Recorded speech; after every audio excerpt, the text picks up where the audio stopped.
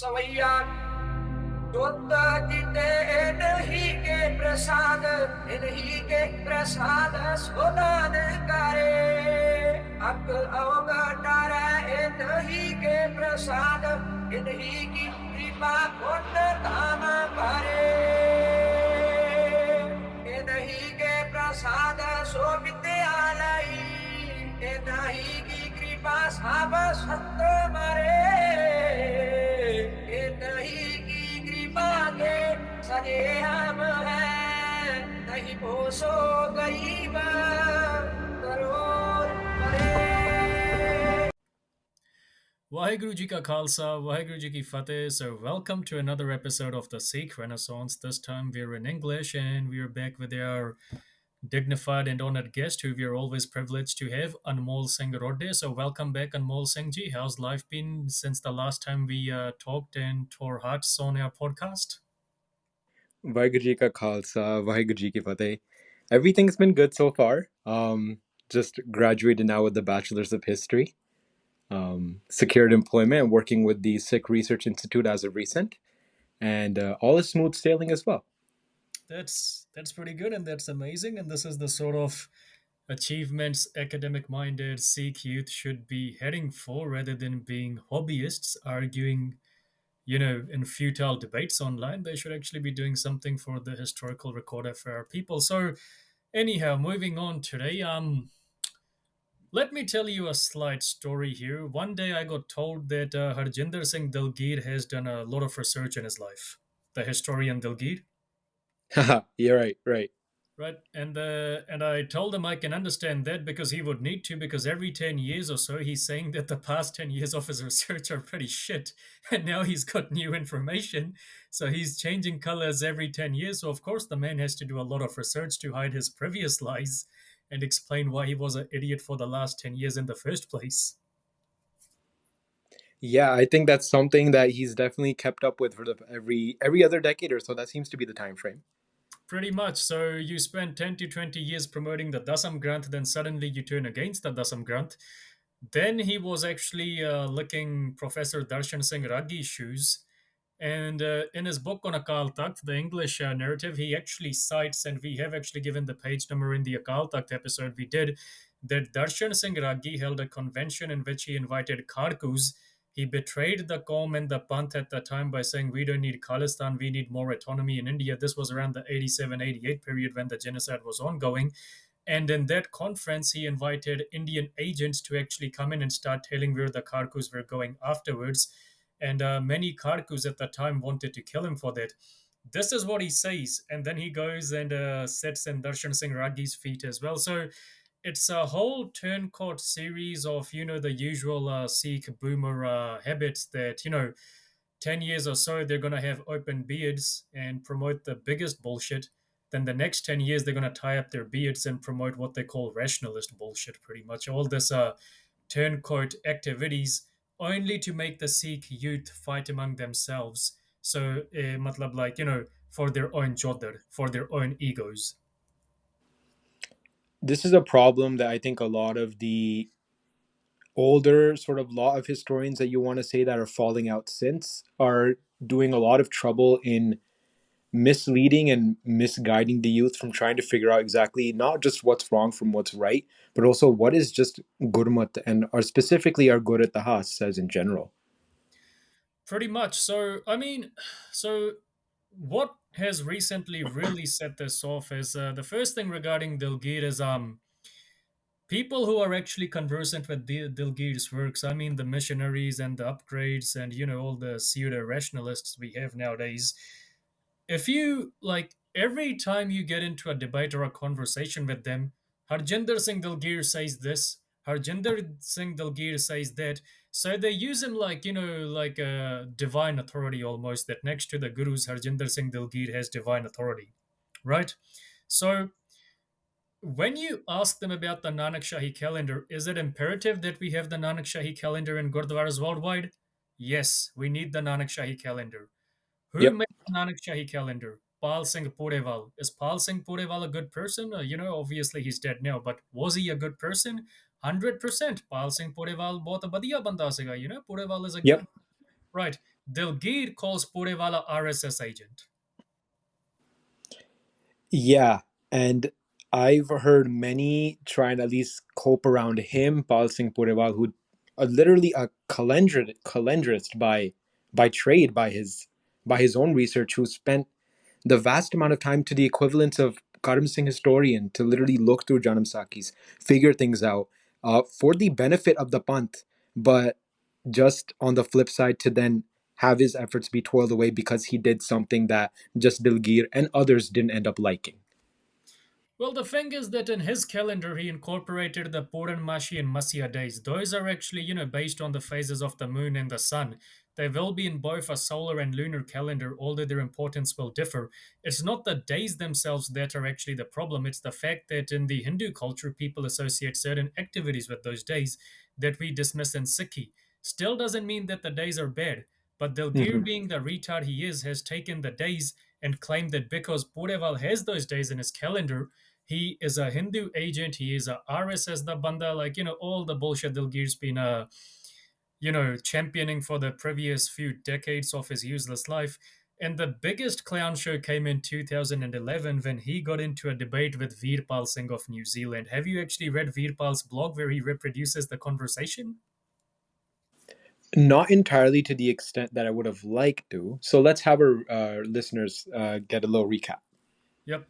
So, according to esteemed Professor Harjinder Singh Dilgeer, who his followers argue should be given National Professor of Sikhism, well, Dilgeer is saying that Karam Singh historian was a Hindu agent, Right. All right? right. Right?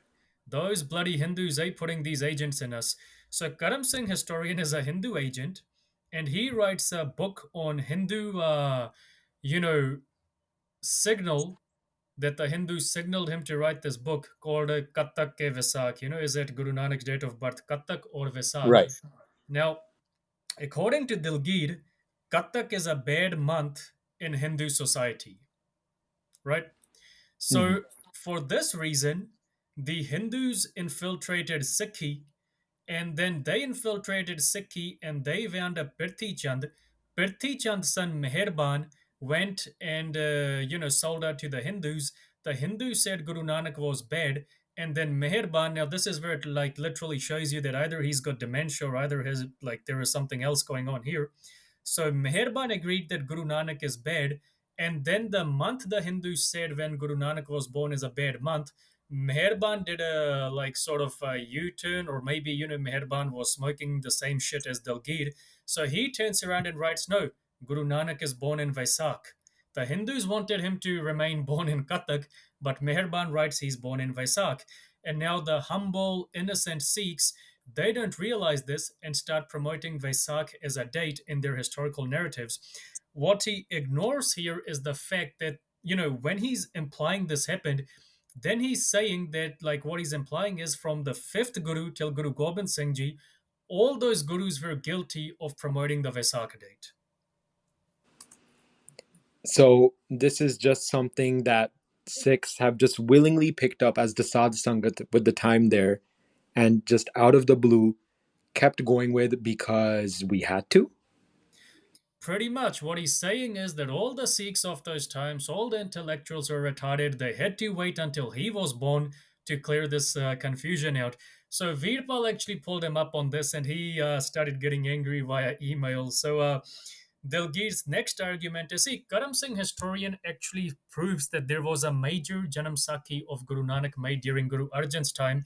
The Kashmir Wali Sakhi, Vilayat Wali Sakhi, all these Yes. Sakhis we're using by Mani Singh Janam Sakhi, they seem to have a source that is related to this Sakhi. At the moment we are searching for it, but pretty much all the people who have studied these Sakhis have concluded that there was this one major Janam Sakhi Guru Arjan made from which all these other Sakhis are descended, except the Pai Balawali Janam Sakhi. So Veerpal asks him, what about the Pai Balawali Janam Sakhi? And now Dilgeer is suddenly saying, well, wait a minute, the Pai Balawali Janam Sakhi is authentic. So obviously this opens a whole can of worms for him, which is basically like, okay, so when Pai Bala says that the Shabads of Guru Amar Das were written by Guru Nanak, how do you define that? How do you justify, how do you explain that, error in chronology? So he makes up some new random bullshit. Oh, there is a asal, a real pai balawali janam sakhi that only I know of, no one else knows of. Wow. That is that is atrocious beyond levels. We do know from a good extent that yes, around the time of Panjve Padsha, there is to an extent a corpus in which the Vilayat Wali, the Hafizabadi, they can expand and draw stems from. Yep. But formulating a new Bala Janam Sakhi, that's unheard of. That's the first and last time this Asal Pai Balawali Janam Sakhi is brought up. And then from there, see, Dilgeer basically knows that unfortunately, the common Punjabi today is so low IQ. All you gotta say is Hindu did this, and next thing you know, World War III is gonna start. They, like, his followers don't care about the historical research method or what history is or anything. Like we had Dr. Balwant Singh Tillo on this show. We have had Sardar Inderjeet Singh Ji, Professor Jagmohan Singh Gill. We have had you. You guys have studied history most of your life. You have invested the time and methodology. Dilgeer doesn't seem to have had anything like this at all, or if he has, he's throwing it away for monetary gains, really, at the end of the day. So that's the Dilgeer issue. The second issue that's cropped up is now, you know how they say that in Punjab, like if you bring one Bihari over, another Bihari is Mhm. going to come to spot him. Mhm. Well, here the case is Bure nu Bura khechda, right? You have one boomer start shit, another boomer's definitely going to spot him, right? Yep, that's pretty much how the tree falls. That's how the tree falls. So in this case, Dilgeer one day has a conference, recently a press conference, ki Akal Takht is not made by any guru, it's made by the Hindus, right? The Hindus have done every damn shit that is wrong with Sikhs today. So now, Always them, huh? always Hindus, eh? So then what happens is, actually, yes, let me get his title right. Professor Karminder Singh Dhillon PhD of the Sikh Vichar Forum Ek Panth Ek Granth Movement Malaysia, right? We gotta remember he has a PhD.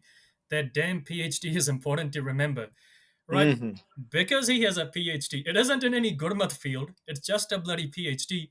But our boomers see MA, MBA, PhD, whatever the hell, those few letters behind a name, they're just Oh gonna yeah. start treating those people like Akal Purakh and Khanate.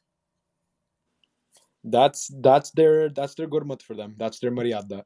Right? Yep. So it can be in gender studies as long Right. as it's a degree, Oh yeah. right?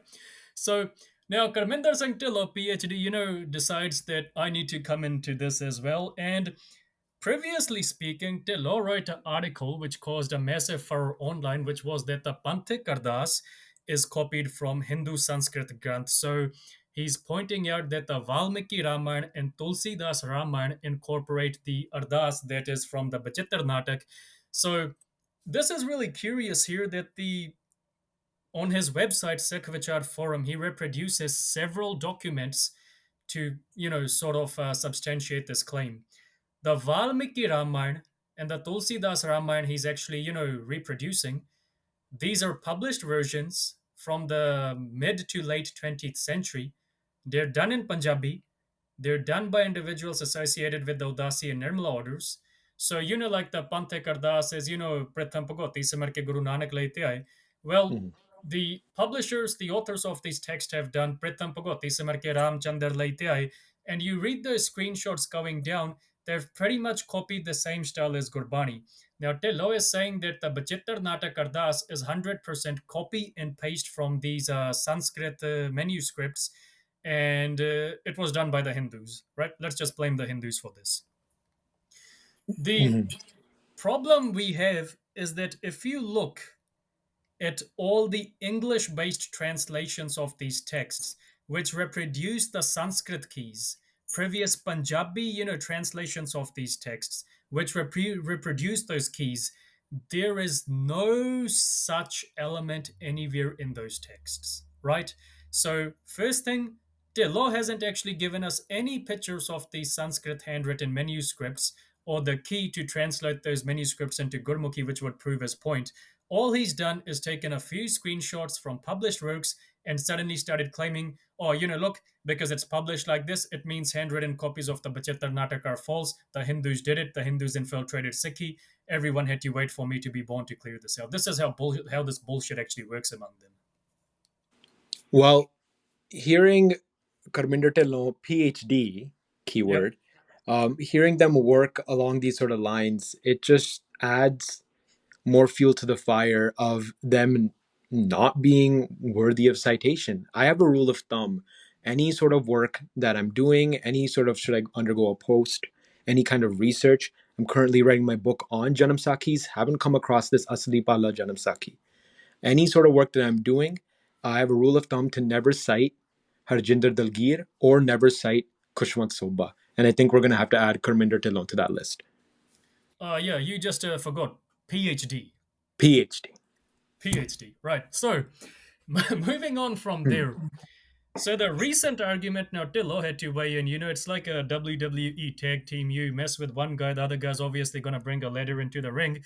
So he suddenly jumps in, and Asia Samachar, they're his buddies, they've reproduced this article that there is no such thing as the Akal Takht. These bloody Hindus have given us the Akal Takht.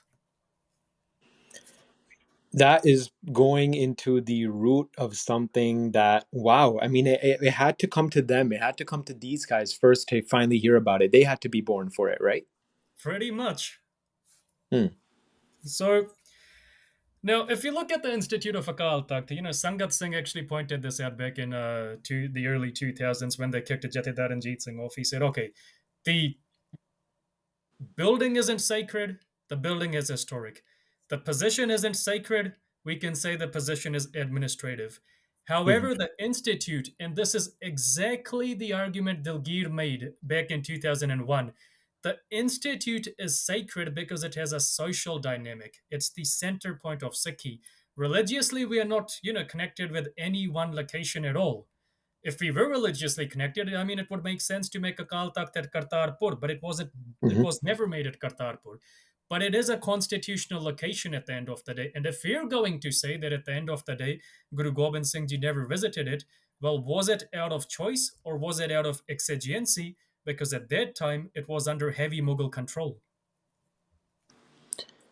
The thing about having a takht in a place versus what we do know and what Gurmat Vichar does do, we cannot conflate between having a certain spot, having a platform, having any sort of thing set up to what Dhillon then ends up degrading himself on. We need to know exactly what the Gurmukh Panth at the time understood their takht to be. Right. So take us through it. Take us from the time of Bhai Gurdas Ji to, how this evolved. So Bhai Gurdas Ji is what we definitely rely on as the eyewitness, the Darbari historian, you could even say, for the Sadh Sangat at the time. And in more specifically Bhai Gurdas Ji's Vara, we get a whole idea and the whole premise of how the Guru Darbar runs with reference to how the Sadh Sangat exists. And a major theme of Varampai Gurdas that gets left hanging is the huge emphasis on the royalty of the Darbar of Guru Sahib.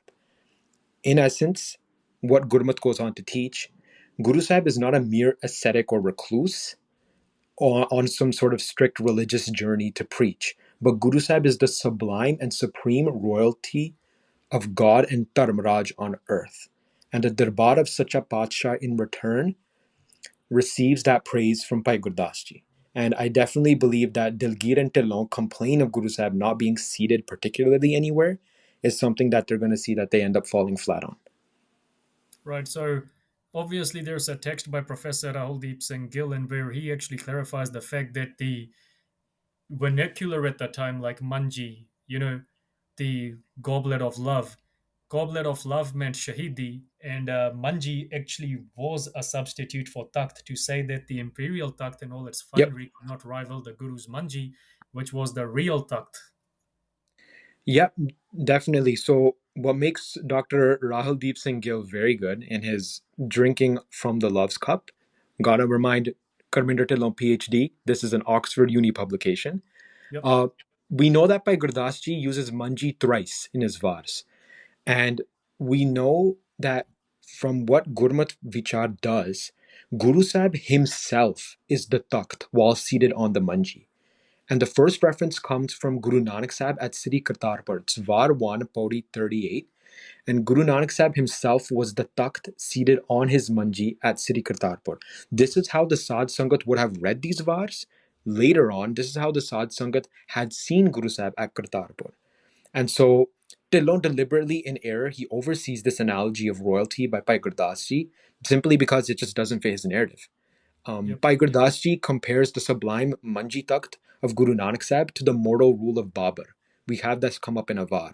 And Bhai Gurdas Ji is saying the latter's rule of Babur, it cannot compete simply with Guru Nanak Sahib. Dhillon, to a good part, obsesses and dwells over specifically Var 26, Pauri 24. Bhai Gurdas Ji actively states that the previous gurus reside on their manjis, and it was synonymous for the Gurmukh Panth at the time to see this as a takht. Right.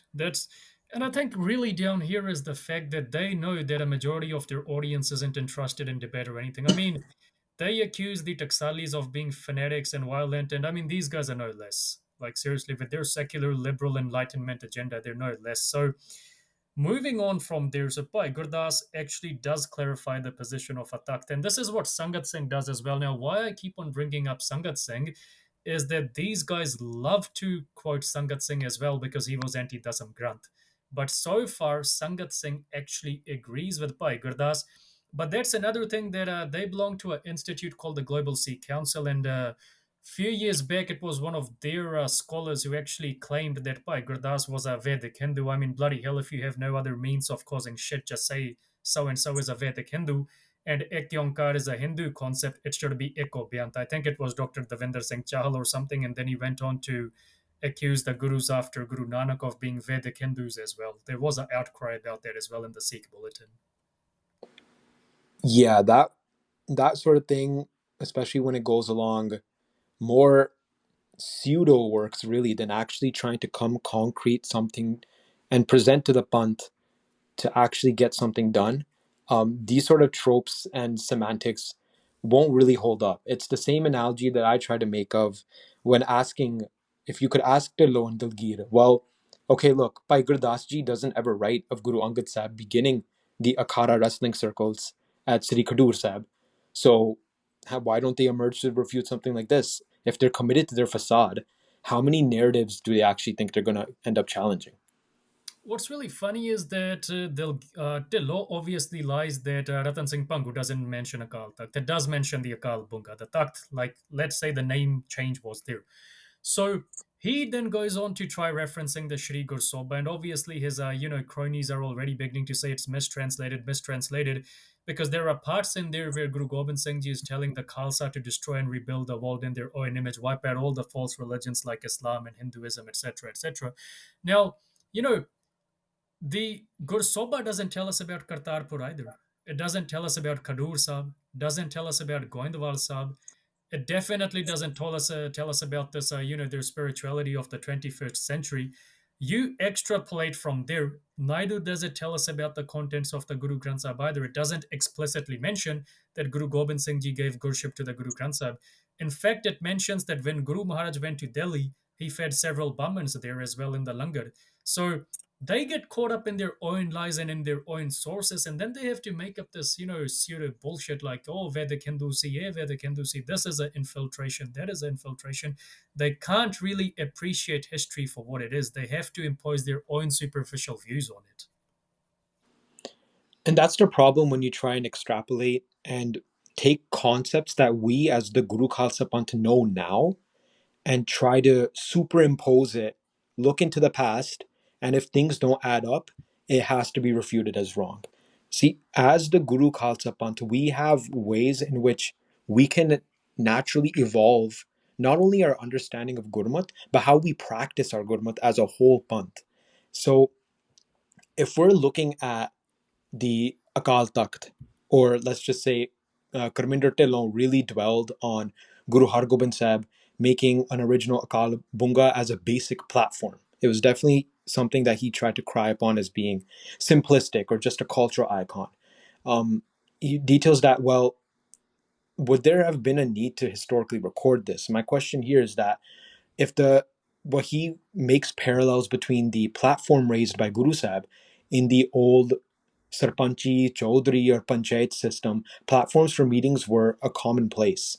And an inherent need for any Sikh writer at the time to record this, it didn't exist. So, because they would have seen it as Guru Sahib creating this a given. So, while it's true that the Sarpanchi or Chaudhary Panchayat system are commonplace and are an integral historic part in Punjabi village day to day life, most villages themselves can't even date when their platforms for their Sarpanchi ever came to existence.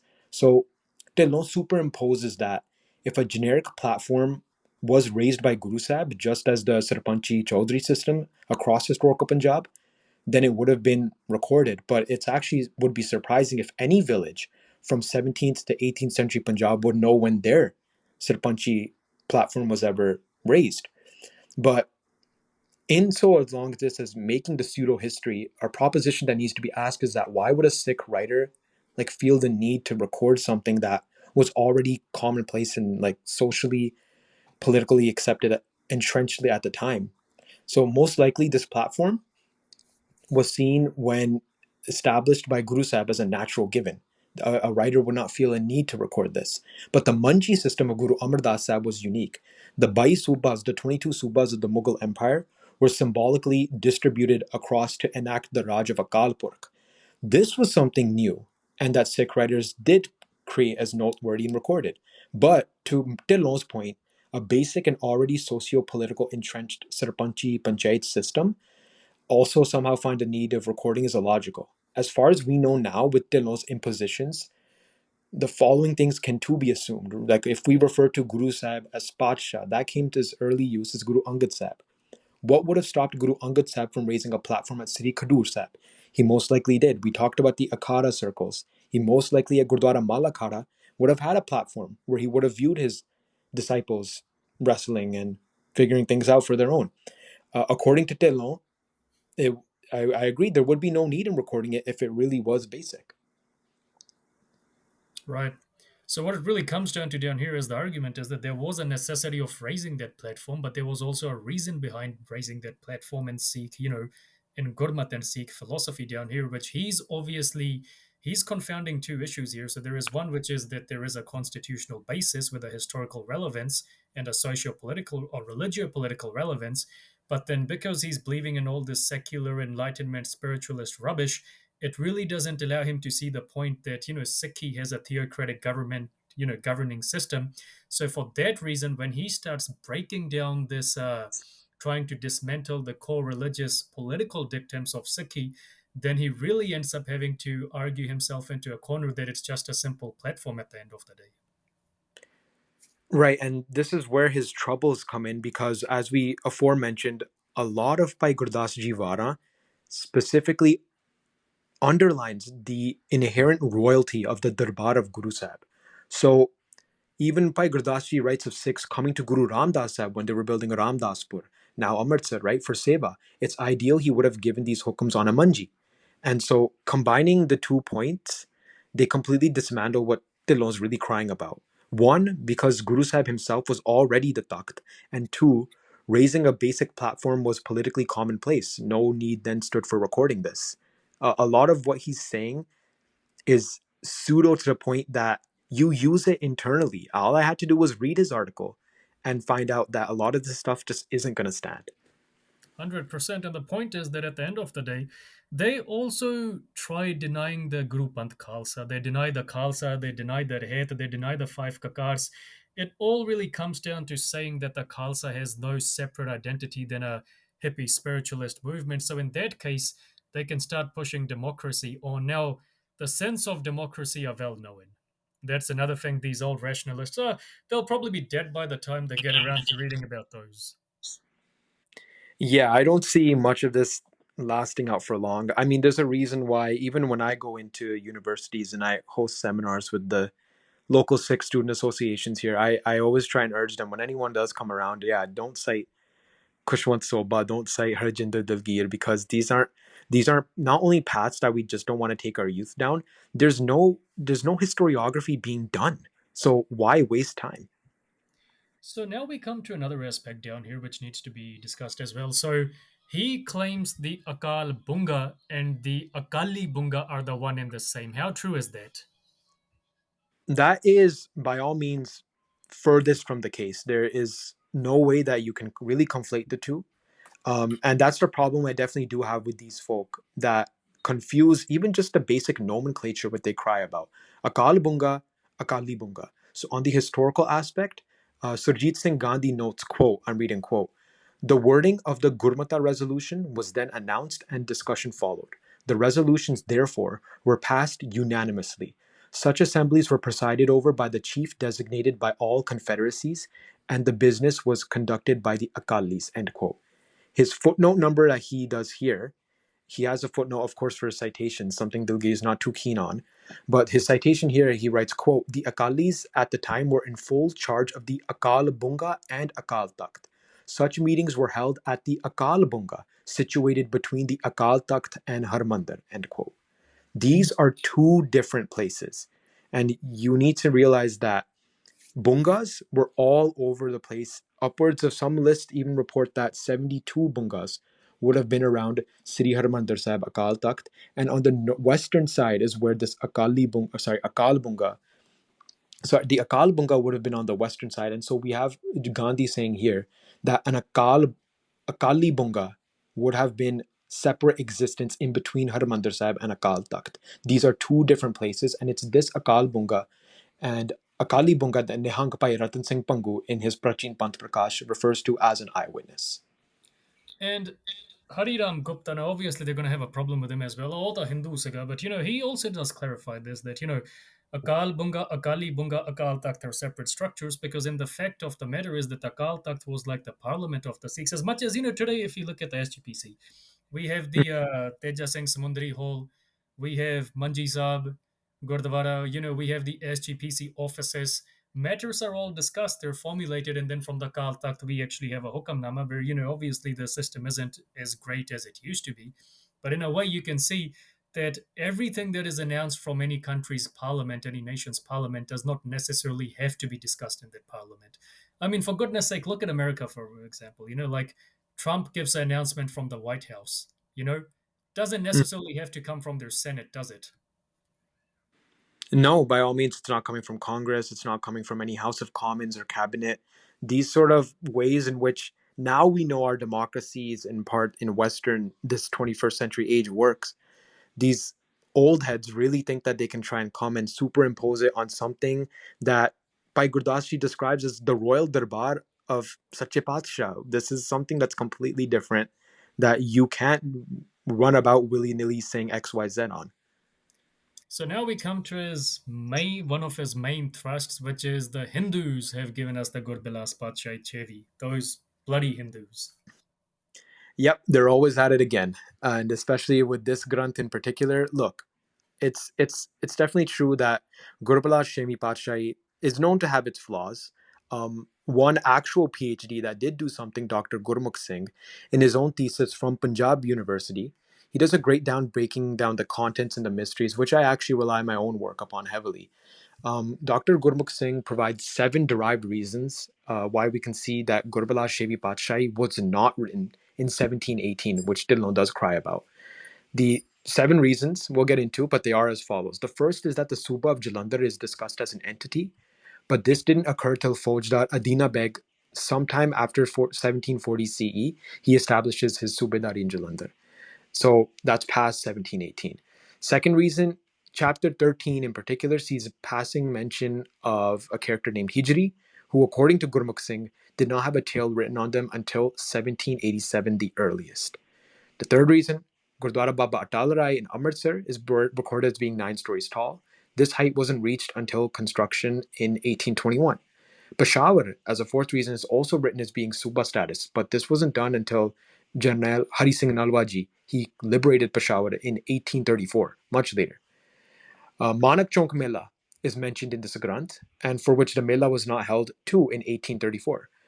Sixth reason, Gurdwara Darbar Sahib Tarantaran of Panjve Patshahi is detailed as being built with bricks reused from the Noor Sarai Killa, which Maharaja Ranjit Singh did. We know that.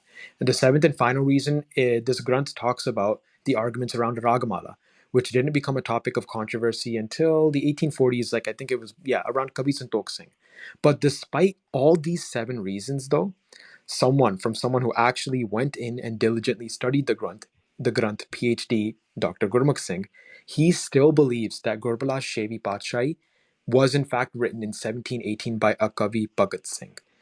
He believes that a corpus of this Granth in there still exists, and a lot of these additions that do come on after, especially of the seven noted here, are from copyist errors to expansions that copyists took liberty on, from different Kavi Darbars, Pat Darbars, Pai Darbars, anything who would have had sort of a presence in maintaining this Granth in the Panthic sphere. These sort of mini additions would have been done. So these Nirmales that Karminder are obsessed with, the Gurmukh Singh, Darbara Singh, they pose no difference in what copyists could have added. Right, so that's pretty much a irrelevant point, a red herring he's actually put into his argument just to incite emotions over the Nirmala infiltration he's always going on about. And I mean, I've seen his followers argue the most retarded of bullshit, like, oh, Nirmala's took out a massive genocide of real Sikhs during Ranjit Singh's time and burnt down the Sikh libraries, the classic Sikh texts. There is one of them who's actually prominent on a Reddit forum called R Sikhism, and he's like, yeah, it's good that the Indian army burnt down the Sikh reference library because all the real Sikhi was lost 200 years ago. This was only Vedic Sikhi being destroyed. I mean, they just support the genocide of the Sikhs because they don't like Baba Jarnail Singh. But I mean, I've never heard of one of their lot ever going out and dying for the Qawm and Panth other than bitching and moaning in Gurdwaras. That's kind of their whole trope, especially from a much of a misled formulated school of thought. I mean, Nirmala, especially in that sense that Karminder's so obsessed with, they really don't have any sort of stance. I mean, we know the story about Guru Gobind Singh Maharaj sending the Panj Singhs to Varanasi. We know that's a fabricated story. We know none of that actually happened, none of that exists. So if it's this sort of formulated history that they rely on, I'm not surprised in the sense that they also formulate their own tropes and antics to try and get to the Khalsa Panth and try and get to the Sikhs to figure out, oh, no, we're actually right and you're wrong. With or without Dillon's obsession with drowning Gurbala Shemi Pacha is a Nirbala Granth.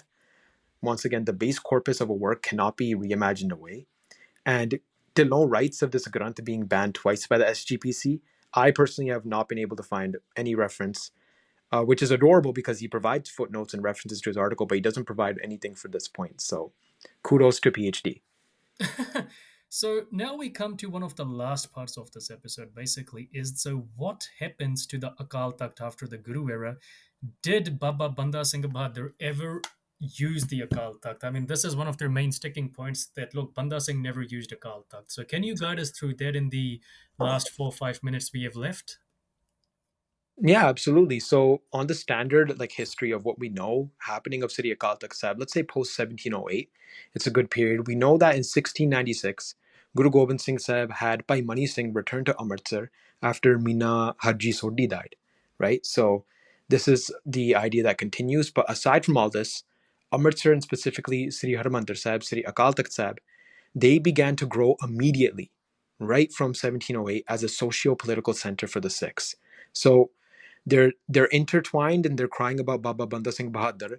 Well, he had his Panch Pyare, it's true, and he had from his Fauj coming up from Nanded into Hisar, then going up to Sarhand. Just a few days, after Baba Banda Singh Bahadur, he annexed Sarhind on 14th May 1710, generally a given date. Where did the Majha and Dwaba Sikhs choose to convene? About 8,000 Majha and Dwaba Sikhs who were barred from crossing south of the Satluj because different Mughal governorships had put in place that Sikhs were not allowed to cross. Where did they convene? Just 2 years after Dasam Pacha Ji returned to Sachkhand, they chose to convene at Amritsar. This isn't any sort of coincidence. 8,000 of them, it's said, that linked up at Amritsar, and they passed a 3-point Gurmata to aid Baba Banda Singh. It was the first of its kind. I call this the first informal Sarbat Khalsa because it was informal in the sense that it wasn't formally called. But it did happen because they knew Amritsar was being formed in that sort of place to have that socio-political sphere. By Mani Singh Ji, he then begins hosting a biannual session. He calls the first one we know in 1723 on the Deepmala or Bandishor Divas date, and the formal Sarbat Khalsas begin. And even Dilgeer himself, sometime in 1726, I have his Sikh reference book right here in front of me. In 1726, Dilgeer says that uh, Dewan Baba Darbara Singh at some point replaces Shaheed by Mani Singh as a custodian.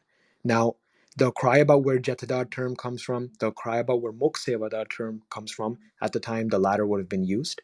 But it's standardized here in our history, and by Diwali of 1733, Zakaria Khan sends his proposal of the Jagir and the Nawabship. By this point, the Sarbat Khalsa is a tried and a tested institution being enacted out at Sri Akal Takhat.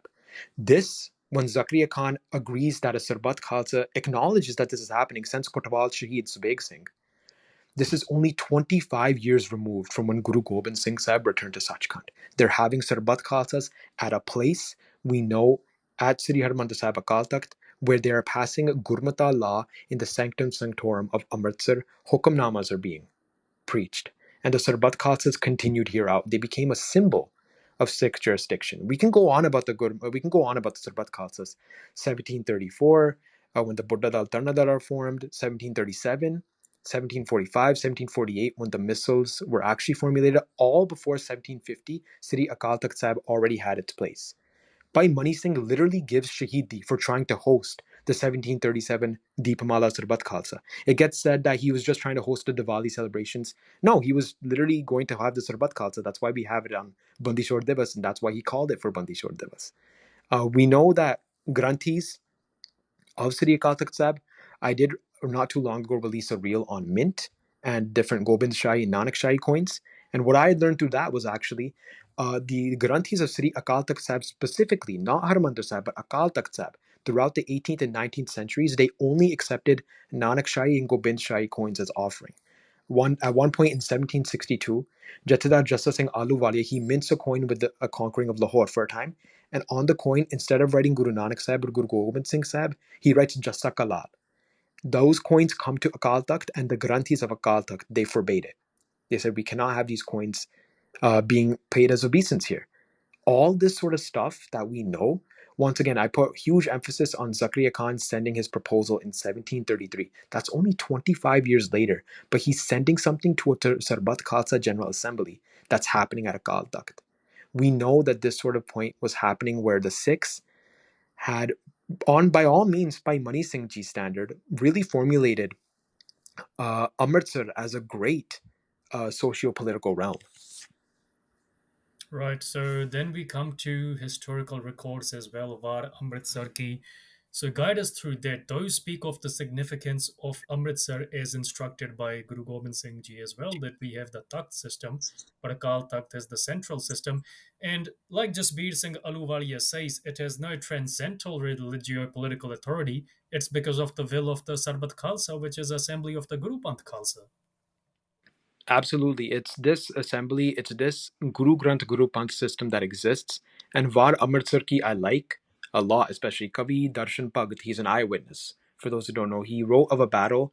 A local banker at the time, Churmal, he complained to the deputy Subedar, Aslam Khan, at the time of Lahore, about the Sikh presence. And Aslam Khan, he then sends the Divan of Patti, Har Sahai, and Chaudhry Deva of Noshera Pannua to deal with the Sikhs there. Both of them end up being killed. Of course, they were going to die. And the date I know we give of this battle is of 29th of March, 1709. This is just before Baba Banda Singh reaches in Punjab in October of that same year. And we might have an allusion to somewhere where an Akal Takht could exist, either in passing or presence. What does need to be noted is that this battle was probably not fought right beside the Harmandir Sahib, but would have been, of course, in the Mulk of Amritsar because that's where the complaint was lodged. In one of the final verses, verse 45, Kabir Darshan Bhagat writes, Kaho ji darshan sada sada hi miri piri kar nanak de ai. So that's quite interesting. Why is miri piri coupled with kar nanak? This is 1709, right? We know that Guru Hargobind Sahib, in our standard history, he is first referred to as Miri Piri Padsha or Miri Piri Ka Malak. It's a term of endearment because of how we know he would have established the Akal Takht Sahib. So 1709, we're already associating Kar Nanak, Miri Piri, right? This is something that as early as 1709, and once again, just a year removed from when Guru Sahib returned to Sachkhand, these sort of allusions exist. Kabir Darshan Bhagat in Var Amritsar ki, he predominantly refers to Amritsar as Guru Ke Chak or Nanak da Kar. So does this mean that the battle was not fought in Amritsar? If we go on Dhillon and Dilgeer's idea, their irrationality, oh, Amritsar is not mentioned, so no. The battle wasn't fought in Amritsar, and that Miri Piri line has no meaning. That verse, they could argue, was probably an addition by the Nirmalas, right? Pretty much. I mean, like back in the day, just to wrap up now that we have established the historical record and the symbolical significance of the Akal Takht. A year ago, Dhillon wrote an article that Guru Gobind Singh Ji never had 52 kavis because 52 is a Hindu number and the Nirmalas gave it to Sikhs, right? Oh my gosh. Now, you know, DC Comics back around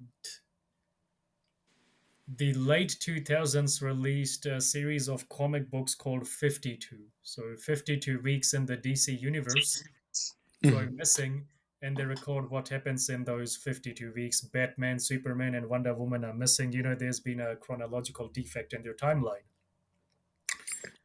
You know, after much investigating, I managed to catch hold of Batman. I'm not bullshitting you, bro. I rang him up at the Justice League Watchtower. No And way. I asked him, Batman, what the hell happened in those 52 weeks? And do you know what he told me? Hmm. He said the Nirmalas took them. Ah, it's the Nirmalas, I'm telling you. Yeah, so they built some random bloody time machine and kidnapped those 52 weeks. And that's why Karminder Singh Dhillon hates the number 52. Yeah, that's PhD for you. That's exactly a PhD for you. So thank you very much for joining us. We really do hope you come back as well. So let's see if they reply back. I'm not hedging my bets that they will reply back because just off the way they argue. Look, if you use sources, your sources are written by Hindus, their sources are written by Akal Purakh himself. So what can you really do with people like that? And I really do think there needs to be an age limit on our projects. Now, of course, there are bum chums will be commenting underneath this episode. Oh, ਤੁਸੀਂ ਕਦੀ SGPC ਵਾਲੇ ਨੂੰ ਤਾਂ ਕੁਝ ਕਹਿੰਦੇ ਨਹੀਂ, ਤੁਸੀਂ ਅਕਾਲ ਤਖਤ ਵਾਲੇ ਨੂੰ ਤਾਂ ਕੁਝ ਕਹਿੰਦੇ ਨਹੀਂ. We do. But, you know, we don't throw the baby out with the bathwater either as well. So, yeah, this is yep. definitely something that needs to be cleared up. And I do think that the Panth can be in a much better position if we acknowledge the fact that, you know, this evolution and perception of Harmandir Sahib in Gurmat comes from now. And just Beer Singh Ahluwalia does a great work on it. Surjit Singh Gandhi definitely does a great work on it. They are reading their various essays. Sri Akal Takht, it's a symbol and not just a seat. It's of a temporal aspect of divine sovereignty. I'm quoting Ahluwalia because this is a way that the Guru Khalsa Panth is able to emerge and grow, develop, and also express ourselves while we are still on this mortal abode, while we look for Jivan Mukti. Pretty much. So thank you very much for joining us, Anmol Singh Ji. Sorry for the bother. Hopefully you come back next time as well. You always agree to come and help us save the Panth from pseudo-historians, if I may. Look, it's just seva by the end of the day. I enjoy that the Panth is right because the Panth is right, and I definitely don't think that any sort of false challengers that come up on this way are good for us to strive as a Panth as a whole, because there's nothing gained by pseudo arguments by historians that I myself don't even want to cite because of how frowned upon I see him. There's nothing to gain. So this is something that we're always ready to tackle, and all of us are always willing to tackle. So, and I'm always happy for the platform here, and definitely बहुत बहुत धन्यवाद. Thank you ji. Waheguru ji ka khalsa, Waheguru ji ki Waheguru ji की खालसा वाहेगुरु जी की फतेह. सवैया जुत जिते इन्हीं के प्रसाद सुदान करे अकल अवगटार इन्हीं के प्रसाद इन्हीं की कृपा पुण्य धाम भरे इन्हीं के प्रसाद सो विद्यालय इन्हीं की कृपा सब सत्य मरे इन्हीं की कृपा के सने हम है नहीं पोसो गरीब